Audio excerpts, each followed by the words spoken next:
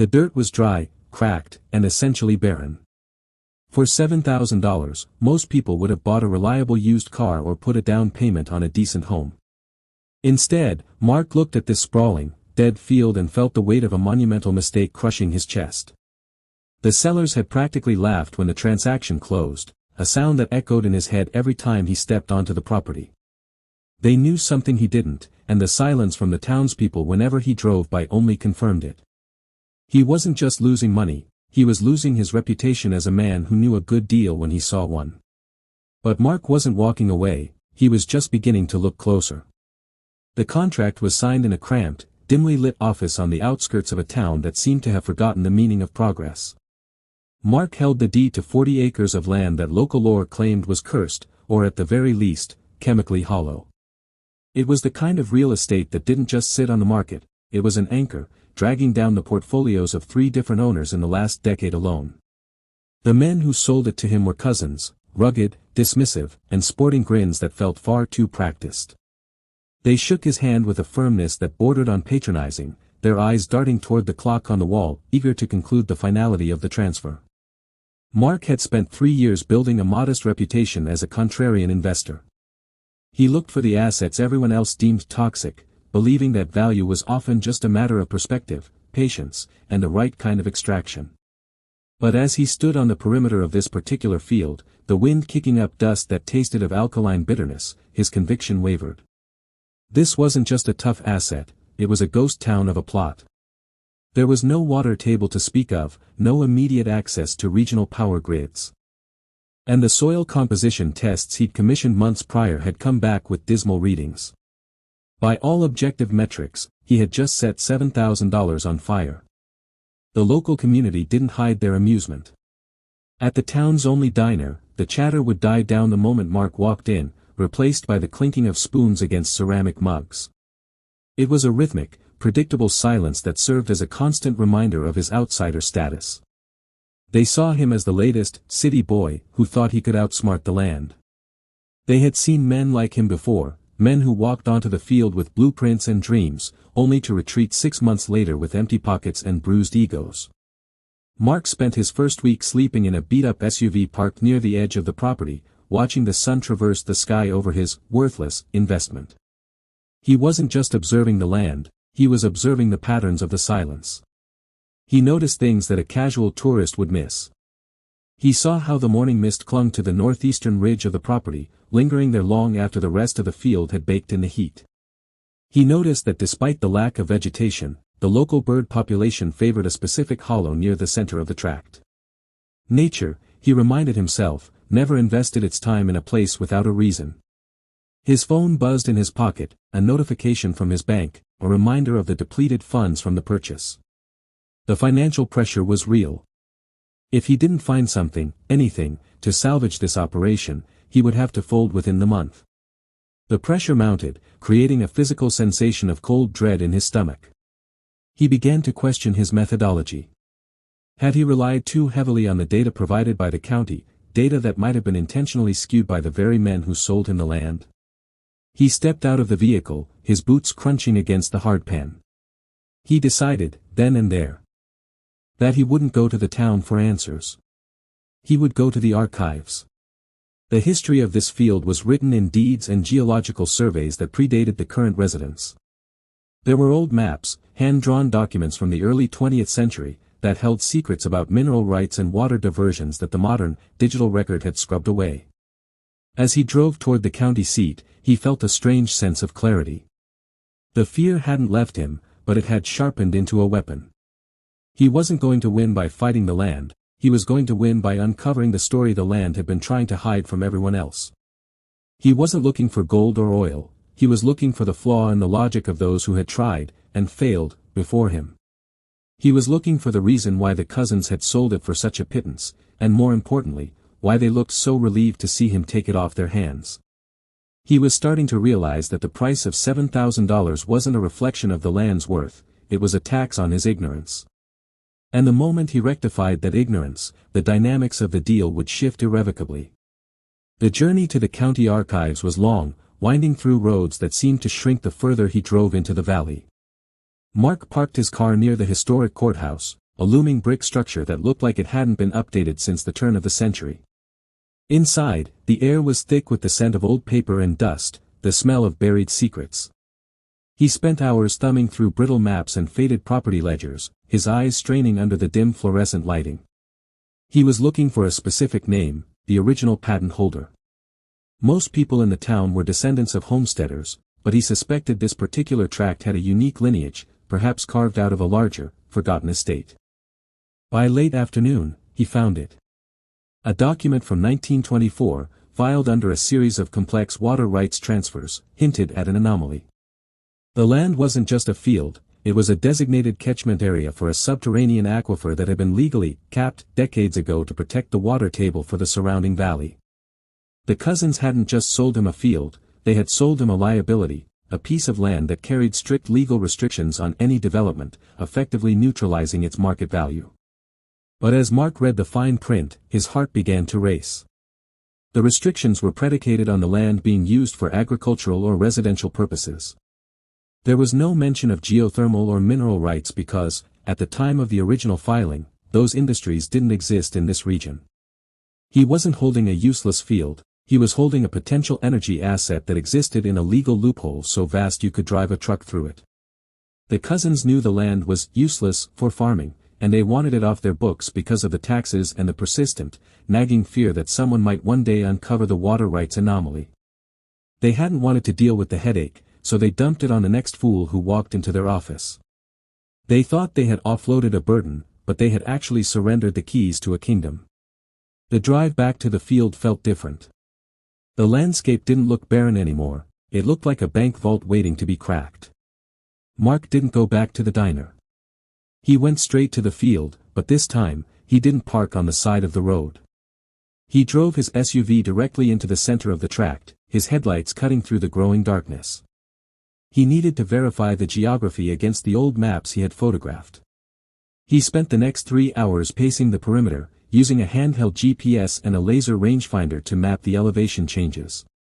The land sloped toward the center, forming a natural, protected basin. If the aquifer was as large as the 1924 documents suggested, the pressure pushing against the surface layer would be immense. He pulled out his laptop, his hands shaking slightly as he cross-referenced the topographical data with the historical water rights. It was perfect. The geologic instability that everyone complained about, the shifting soil, the strange sounds when the wind hit the ridge, wasn't a flaw, it was a symptom of the high-pressure system underneath. This was the source of the cursed reputation. The land was alive in a way no one in this town had the technical expertise to understand. Suddenly, a pair of headlights appeared at the edge of his property. A truck, heavy-duty and modified for rough terrain, rattled onto the field. Mark recognized it immediately, it belonged to the eldest cousin. He didn't feel fear this time. He felt a cold, professional curiosity. He stood his ground, leaning against the hood of his SUV, as the truck came to a stop just 10 feet away. The driver stepped out, his face obscured by the shadow of his hat, his posture rigid. He wasn't smiling anymore. The easy, patronizing demeanor of the closing was gone, replaced by an aggressive, territorial tension. "You're trespassing on private property," the cousin shouted, his voice gravelly and strained. Mark chuckled, a sound that clearly agitated the man. "Actually, I think you'll find that the deed clearly indicates this is my property, and according to the laws of this state, I have every right to be here at any hour of the day or night." The cousin took a step forward, his hand clenching at his side. The atmosphere was charged with the threat of violence, but Mark held his ground. He knew the man wasn't here to fight, he was here to intimidate. And intimidation only works on people who don't know the value of what they possess. "You should leave," the cousin said, his voice dropping to a low, menacing growl. "You don't know what you're getting into. This land is poison." Mark looked at the man, then out at the dark, vast expanse of the field. "Is it?" he asked softly. "Because I've been reading some very interesting things today. Things that suggest this field isn't poison at all. It's actually quite valuable. And I think that's why you're so incredibly nervous right now." The cousin's expression shifted, the bravado cracking like dry mud. He stood frozen for a beat, processing the fact that his intimidation tactic hadn't just failed, it had backfired. The silence that stretched between them was no longer the awkward, mocking silence of the diner, it was the heavy, suffocating silence of a man who realized his bluff had been called. "You're an amateur," the cousin spat, though the bite was gone from his voice. He shifted his weight, glancing back at his truck as if considering a hasty retreat. "You dig too deep, you're going to find exactly what we told you. Nothing but headaches and dry dirt. You want to be smart. Sell it back. We'll take it off your hands for $8,000. That's $1,000 profit in less than a week. Take the money and walk away." Mark looked at him, genuinely amused. $8,000? That's your best offer? You wouldn't be here tonight, hovering in the dark, if this land was only worth $8,000. You wouldn't be nervous if you hadn't realized that I finally started reading the history books. He stepped closer, entering the man's personal space. The cousin flinched, a subtle tell that Mark filed away instantly. "You're not here to save me from a bad investment. You're here to recover an asset you desperately need." The cousin turned away, muttering something under his breath about "city idiots" and "ruining everything," before scrambling back into his truck. He didn't offer a rebuttal, and he didn't try to continue the argument. He simply turned the vehicle around and roared off into the night, kicking up a cloud of dust that shimmered in the moonlight. Mark watched the taillights fade into the distance, his pulse finally beginning to settle. The dynamic had shifted completely. He was no longer the prey, he was the primary. Over the next 3 days, the town's attitude underwent a bizarre transformation. The diner was no longer silent when he entered. Instead, he felt the heavy, lingering stares of the locals, their whispers dying down only when he made eye contact.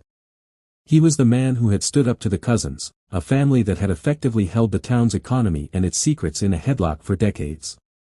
He began to receive friendly visits from other residents, people he'd never met, who would sidle up to his booth and offer veiled questions about his plans for the field.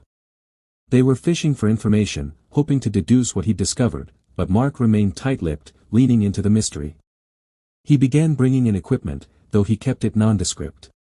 He rented a small, portable core drill and had it delivered under the guise of soil testing for residential foundation support. It was a standard procedure that wouldn't raise alarm bells with the local planning board, but in reality, he was targeting the specific depth he'd identified in the 1924 records. He worked during the day, making sure he was visible from the road, putting on a show of labor.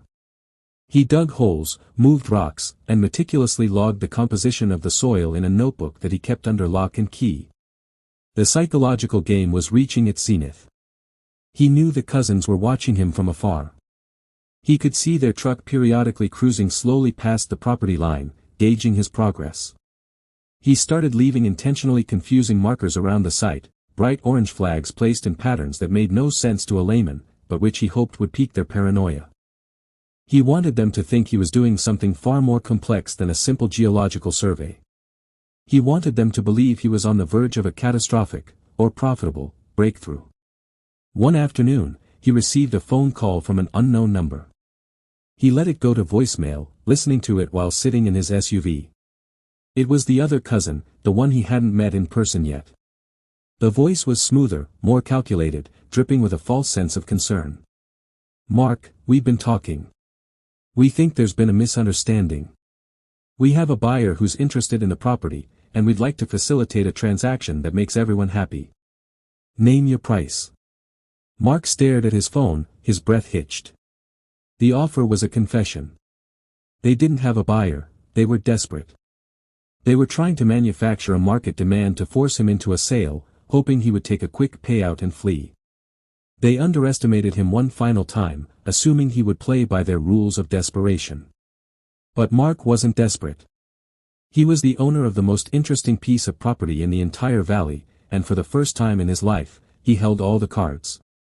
He hit the button on his recording app, ensuring the conversation was documented, and started his reply, his voice calm, steady, and utterly unshakable. "I'm glad you called," Mark said, his voice dripping with an artificial, disarming warmth. "I was actually just looking over the historical property records again. It's fascinating, really, the way some things just get buried by time, only to resurface exactly when they're needed most. There was a long, uncomfortable silence on the other end of the line. Mark could practically hear the cousin's pulse spiking through the receiver. He leaned back against his driver's side seat, looking out at the barren expanse that was currently the most valuable piece of real estate in the county. A buyer, you say? That's quite a coincidence. I'd love to know who they are. So I can explain the unique geological features I've been uncovering lately. The cousin stammered, his polished tone fracturing. Look, we don't need to overcomplicate this, Mark. You're a businessman. You bought a property, you realized it was a dud, and now you have an exit strategy. Let's just talk numbers. 20,000. That's nearly triple what you paid. That's a win for you, and it gets us out of your hair. 20,000. It was a laughable amount, but it told Mark everything he needed to know. They were terrified. They were trying to throw money at the problem, hoping that a quick profit would blind him to the real reason they wanted the land back. Mark laughed, a low, genuine sound that seemed to rattle the man on the other end of the line. 20,000. You're making me wonder if you're trying to insult my intelligence or if you're just remarkably bad at math. I'm not interested in 20,000. I'm interested in the truth. Why don't you tell me why you were so eager to sell this to me in the first place, and why you're so desperate to get it back now that I've started digging? The line went dead. Mark looked at his phone, a smirk spreading across his face. He hadn't just won the psychological battle, he had forced their hand. By refusing to play by their rules, he had validated their worst fears, that he knew exactly what was beneath the surface. He knew about the aquifer, the potential energy rights, and the legal trap they had spent years trying to conceal. The next 48 hours were pure, high-stakes tension. Mark knew they would try something, either a legal threat, a bribe, or a desperate play to reclaim the land. He spent the time documenting everything. He took photographs of every corner of the field, recorded every strange encounter, and backed up his research in multiple secure locations. He wasn't just defending his property, he was building a case that would hold up in any court in the state. On the third morning, a black sedan pulled up to the gate of his property. It wasn't the cousin's. It was a man in a sharp, expensive suit, the kind of person who looked like he had never stepped foot on a dirt road in his life. He walked toward Mark with an air of practiced authority. Mr. Vance. I'm representing the interests of the local investment group that originally held the rights to this plot. We've been watching your recent activities with some concern. Mark didn't move. He stood by his drilling equipment, his arms crossed. Concerned? Or just afraid that the cat's finally out of the bag? The man paused, his eyes narrowing slightly. We believe you've stumbled upon information that is sensitive to the Regional Water Board.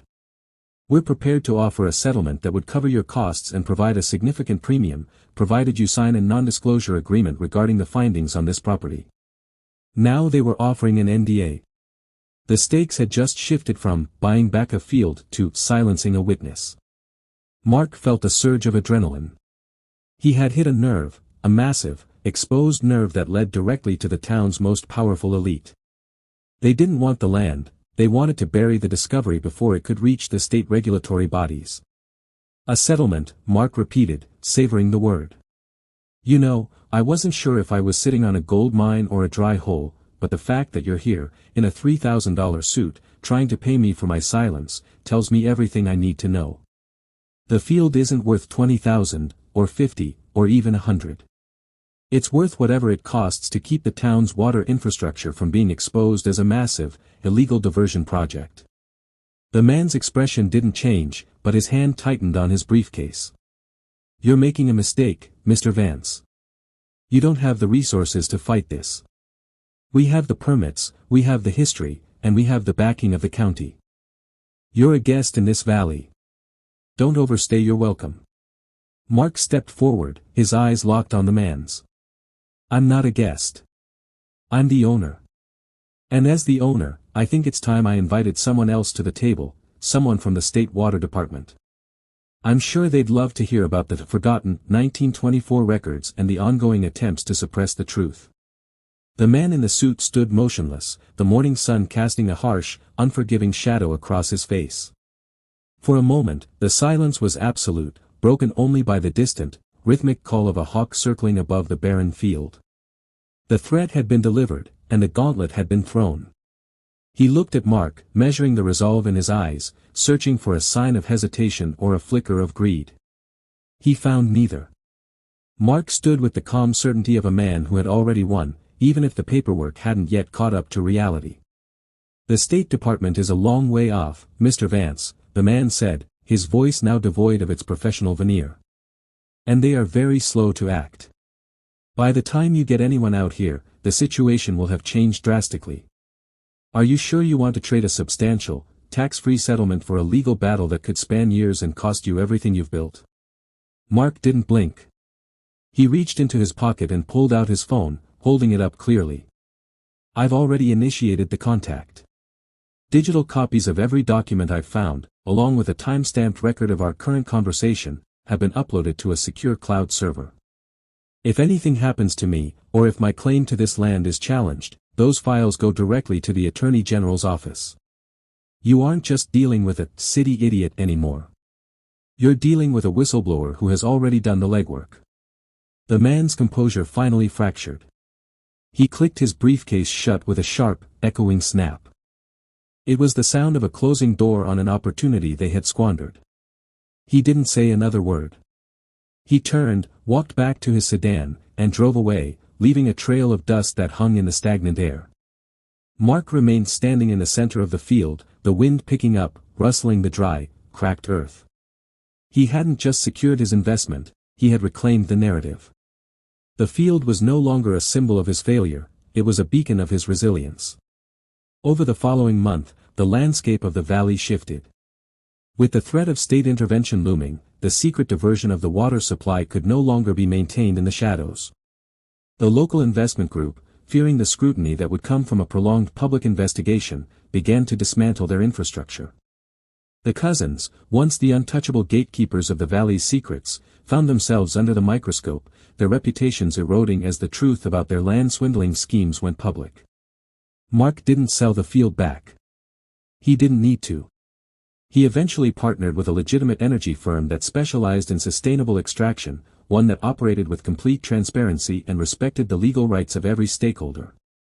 The worthless field became the cornerstone of a regional project that finally brought stability to the water table, benefiting the entire community, even the ones who had once mocked him. He often thought back to that first day, standing in the dirt, feeling like the world was closing in on him. He remembered the weight of those $7,000, and the crushing sting of the town's silence. He realized that the greatest risk he had ever taken wasn't in the purchase of the land, but in the decision to see what others refused to look at. The field hadn't changed, his understanding of it had. He had looked past the surface, ignored the chorus of skeptics, and persisted until the truth was undeniable. In the end, it wasn't about the money. The profit was substantial, certainly, and it allowed him to pursue ventures that dwarfed the scale of this first project. But the real victory was internal. He had proven to himself that he could thrive in the face of institutional opposition and societal pressure. He had taken a piece of property that everyone else had discarded as trash and turned it into an asset that forced the hand of those who had tried to scam him. The story of the field became a legend in the valley, a cautionary tale for anyone who thought they could outmaneuver someone who was willing to do the hard work of research. And for Mark, it was a reminder that the world is full of worthless things, just waiting for the right person to come along and see their true potential. He moved on to other projects, but he kept the deed to the field framed on his office wall, a testament to the day he stopped being a spectator and started being the architect of his own success. The field was never worthless. It was just waiting for someone who was finally willing to listen to the story it was trying to tell. And in the silence of the valley, he had heard everything he needed to know to change his life forever.